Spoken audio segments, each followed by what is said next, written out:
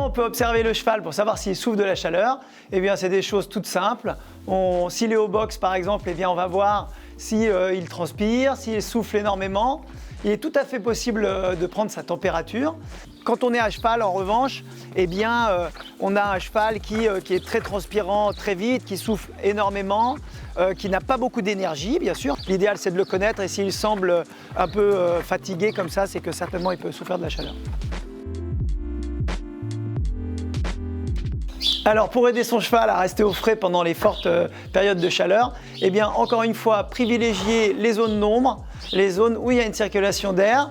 On peut tout à fait lui faire des douches régulières, une fois par heure, toutes les 2 heures en fonction de son cheval.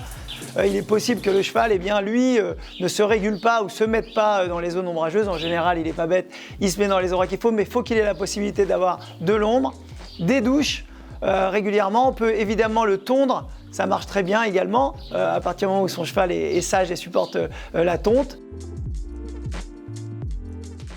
Pour ajuster l'entraînement du cheval pendant les périodes de forte chaleur, eh bien, l'idéal, c'est de faire des séquences assez courtes, dans un endroit où il y a de l'air.